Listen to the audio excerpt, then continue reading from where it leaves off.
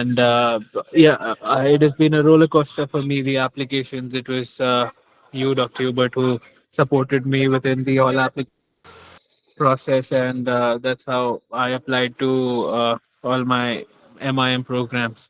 I had given my GRE, in which I scored 333. Uh, again, So we'll come in back to Louis. that. So we'll come back to that. Yeah, Okay. yeah. So basically, that's who you are.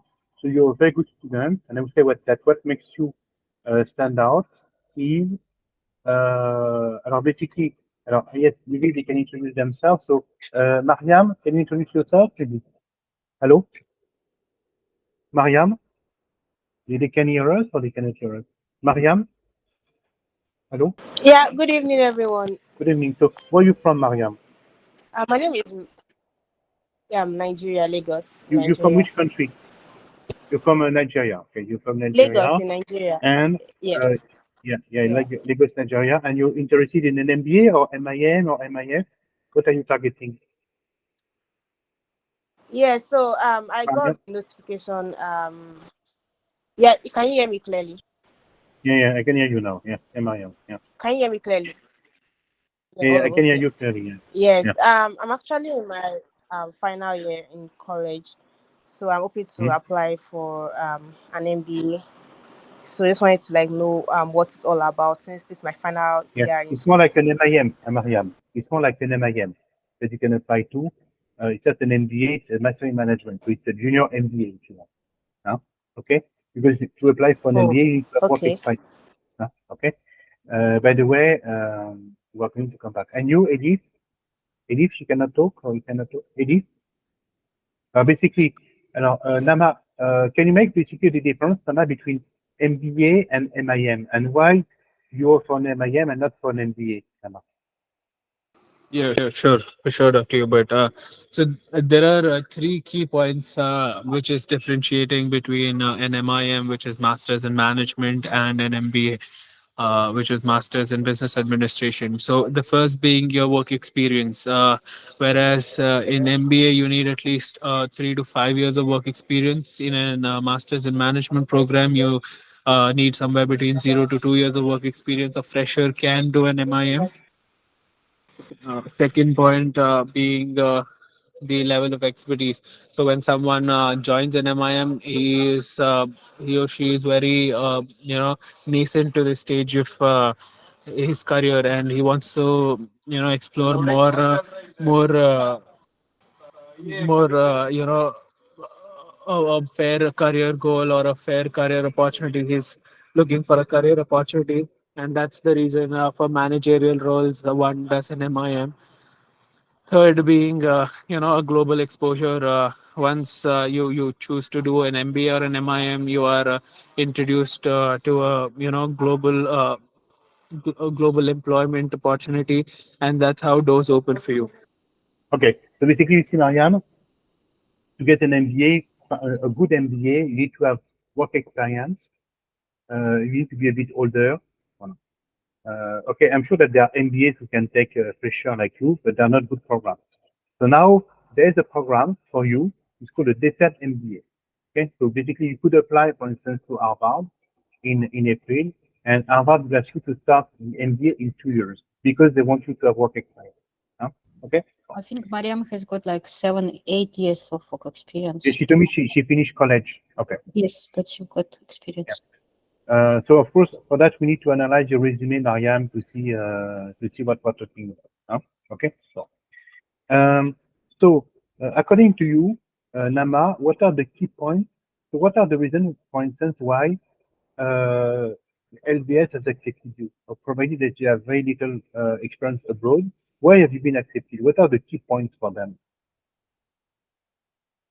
So the key points of me being accepted to LBS was my entire profile that you helped me build.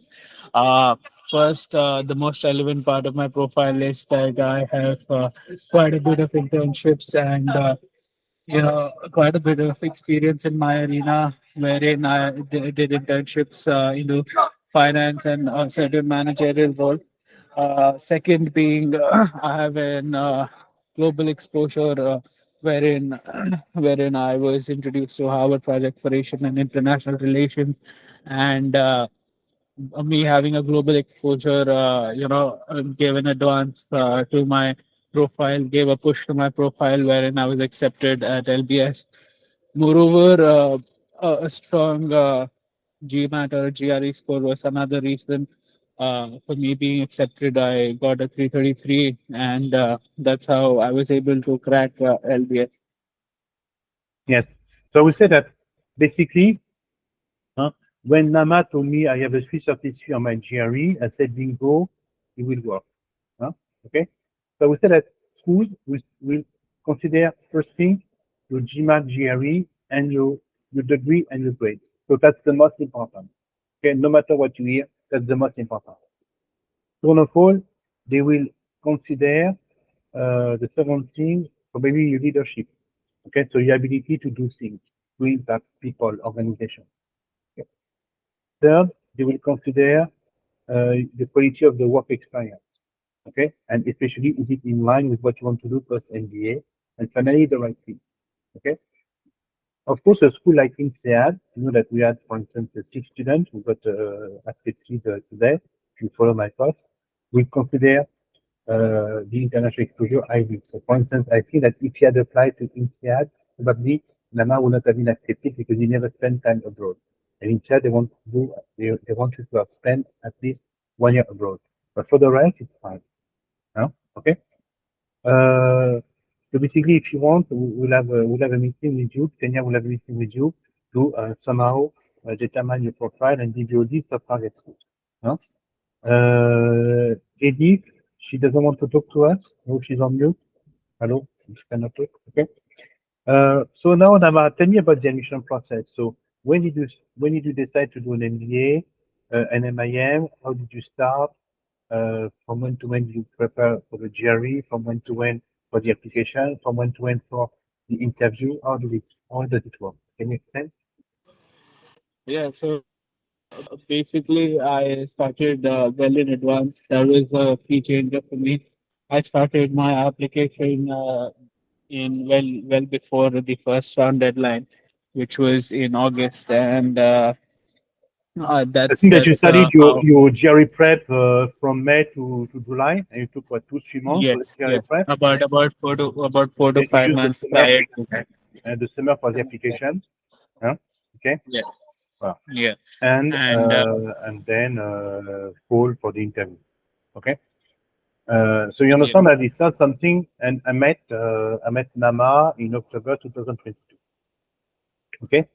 So you see, it's a long process. Huh? It's not something that you can do in 1 semester.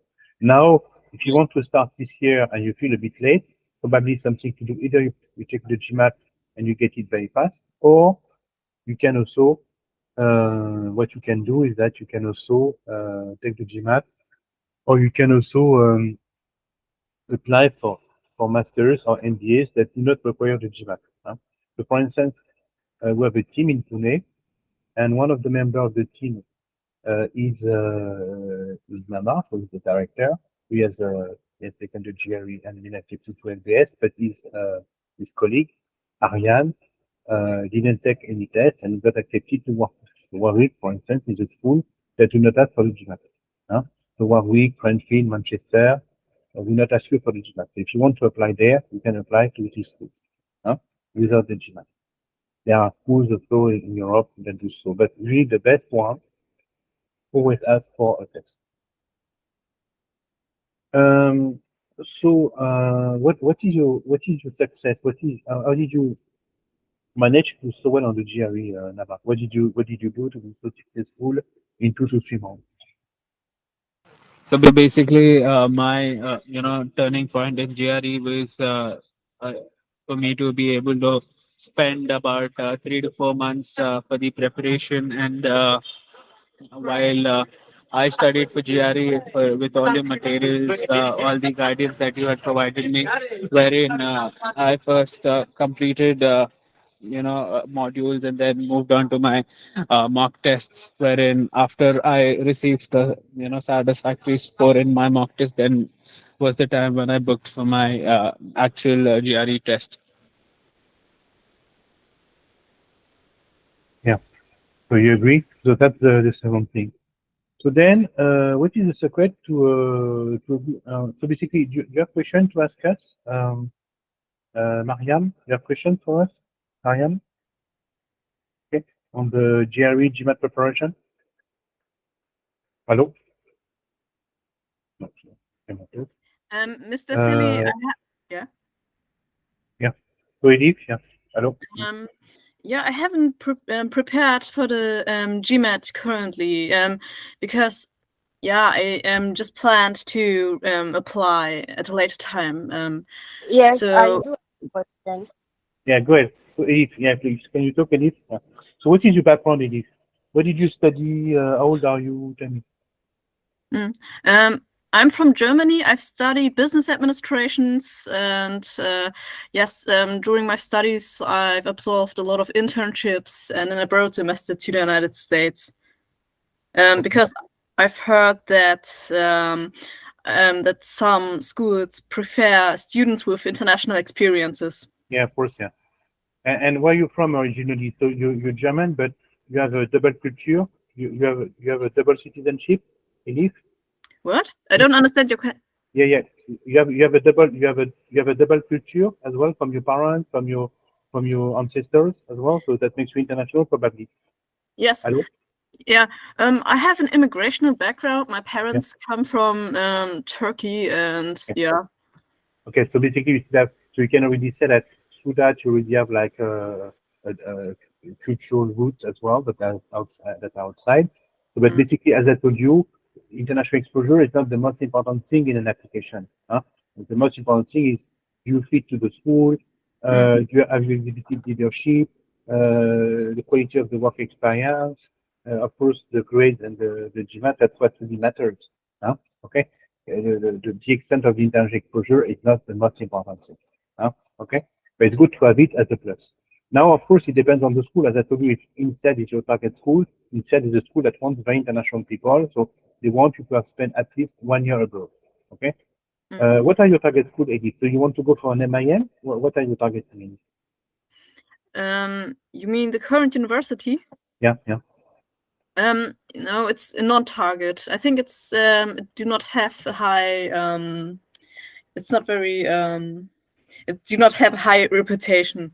So it's yeah. With the school that you're targeting, because you see, Namai comes from India, and believe me, he comes from the middle class, and the Indian middle class is not the European middle class. Okay, she's going to London Business School. How much does London Business School cost overall, Nama? 90,000 euros easily, with everything included. Nama? Yeah, 90,000 euros. The tuition fees itself is about 50,000 euros, and the living experience again, the living cost in London 3,000. goes around about 3,000. Yeah. Yeah. And did you get some type of scholarship? You got what, 10,000? What type of scholarship did you get, Nama? Did you get something? Hello? Not officially. I did not get a scholarship officially, but yeah, through your guidance, I've applied to certain external scholarships, and later in the application period, I am eligible to receive a scholarship until all the 4 rounds are over. Okay. So what I want to say, Edith, so Nama, who comes from an Indian middle class family and doesn't come from Delhi, so where income are not the same. He has still been able to find 80,000, 90,000 euros. So coming from Germany, I'm sure that's something that you can manage. Okay. By the way, why are people ready to pay so much? Okay. Well, of course, when you come from, don't take it bad, but when you come from India, from Nigeria, from Tunisia, you understand that a salary in these countries cannot be compared to a salary in London. So of course, it's 10 times more, or at least 6 to 10 times more. So they understand that the multiple justify that you pay so much. Okay. Of course, coming from Germany, I know that in Germany, if you work in consulting, even if you work for PricewaterhouseCoopers and Young, they pay already pretty well, even if you come from a second tier BBA, German BBA. So basically, in UK, as a German, why can you say I'm going to study in France or in Singapore or in the UK or in the US? It's because you want international exposure. Okay, you want to have a degree that is recognized worldwide. Okay, and it's true that Even if you talk of ESMT, VAO, TEM, etc., these schools are not very recognized outside Germany, so I can understand that a German person would want to do that. For instance, me myself, I was born in the border of Germany, in Belgium, and I have a sort of a German background. But myself, I went to decided to go to elite French schools, and then to America because I wanted to have a degree that is recognized worldwide. And I knew my first year at university was at Maximilian University in Munich.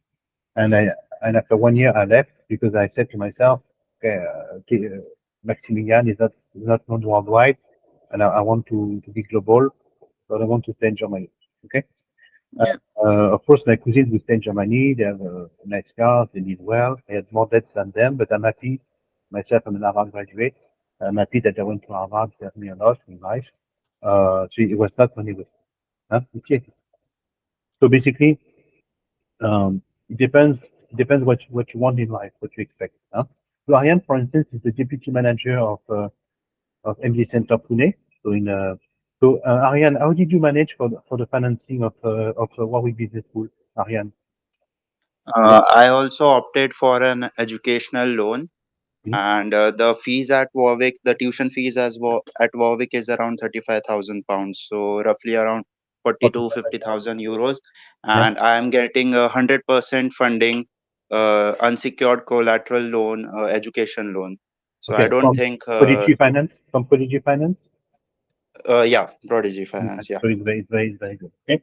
So you see, yeah. for you, Mariam, for you, Elif, if you want to have like a loan, you can get even a loan without a collateral. So you can study in the US and the UK with a with a loan that you're going to make yourself. Okay. Now the plan that we have is that these loans are pretty high. Huh? The interest rate is 8%. Okay. So they are not secured. So I can understand that you prefer to work with a German bank. Of course, if you have a loan with Deutsche Bank, it will be much cheaper. Okay, but some people, anyway, in India, interest on loans are 8%, so it doesn't make any difference. Any other question that you have? Now, basically, if you want to start, either you start now, you prepare the GMAT so that we can apply at the latest mid-April. Okay. So what I would do if I were you, I would apply to schools that ask for the GMAT and schools that don't ask for the GMAT. So schools that ask for the GMAT, SBS, INSEAD, HEC, ESSEC, IAC, Bocconi, and there are schools that do not ask for GMAT, like Imperial, like Warwick, like Manchester, Cranfield, like IE. That's what I will advise you to do. Huh? Okay. Kenya, are you in contact with Elif and Mariam? Yes. So, Mariam, you have a last question that you want to ask me? Yeah, I wanted to ask between GMAT and GRE, like what is the rationale for I would say choosing that the GMAT GRE or is rationale easier. for Yeah. choosing GRE? Yeah. So, Yeah. Mariam, I would say that the GRE is easier. So if you don't have much time, prepare the GRE. Okay. Okay. The test is easier. At MD Center, by the way, we have a GMAT and a GRE class. I always mention GMAT because we studied in 96, and for a long time, the GMAT was the key test. Okay. But of course, when I say GMAT, I can say GMAT GRE. So if you don't have much time, okay. So at MD Center, there is a class every Saturday morning, and then we give you a platform whereby you can practice as much as you want. Huh? And on the platform, you have daily classes, plus videos, plus etc. Okay. And then we add practice tests because on the platform that we use, there is no practice test. So anyway, you'll have everything. So we use Packet Test Prep. So it's a very good platform, the platform that NAMA used. And for the GMAT, we use eGMAT, but we have customized this platform, and then we have built our class around this platform. So we work very closely to these two organizations, eGMAT and Packet Test Prep. Thank you very much. Yeah. So Yeah. we have you on that, and it's part of the package. When you work with NDA Center, everything is included. You pay, and you have everything included: application, test, help on application, everything. You, Elif, you have any question for us? Hello, Elif? Yeah, I don't get your question. Yeah. So basically, you understand, Elif. Don't consider that the money is the thing. Okay. You have to say, do I need it or don't I need it? Okay. I understand that as a German, you can say the economic situation up to not long time ago was pretty good. Okay, so many no need to go abroad. I would say that today it may be required because the economic situation is not what it used to be. So working in Dubai, or working in US, may make sense. Even working in Japan, Hong Kong. Mm. And you have to understand something that German degrees are not recognized outside Germany. Okay? Yeah. Whether Yeah. it's the ESSEC, VAU. No, the only one that is somehow recognized is VAU because they have an executive MBA with Kellogg. Okay? But for the rest, if you ask, for instance, I don't know, if you go in the street, Mm. you know, let's say, we go to Spain, okay? And you say, name me uh, 5 universities in the world. They would say Oxford, Cambridge, Harvard, Stanford. You agree that everybody will say this 5. You agree? Everybody will say Cambridge, Oxford, Harvard, Stanford, probably. No? Okay? And maybe, no, and if you say, can you give me the name of a German university? They would say, then maybe you say, oh, France, Sorbonne, okay? And then they will say, and maybe Italy, maybe Bocconi, maybe, you agree? Maybe Sangal in Switzerland, if they know a bit, but nobody can name in Germany. Okay? So that's the problem. You have to say, if I want something recognized, I need to get a degree elsewhere. Okay? Mm. Yeah. We can help you. We can help you on that. And of course, the plan is going to be more and more in Germany, even though situation is not as bad as it could be in other countries. And the advantage that you have in Germany is that starting salaries, even after bachelor's, are pretty high. Okay, compared to Greece, Spain, Portugal, or Italy. Mm. Okay. Okay. We stay in contact. So, Xenia, do you need anything from me for the students? Sure. Xenia, it's done. We're fine with that. Hello? Yeah. Thank you. So, nice to meet you, and I hope to see you soon in class. And I'm the one writing your essays. That's what I did for Ariane. That's what I did for Nama. Supposed to be a good writer. Okay? So I don't have Okay. an accent when I write. Have a good day. Bye bye. Thank you. Bye bye. Bye.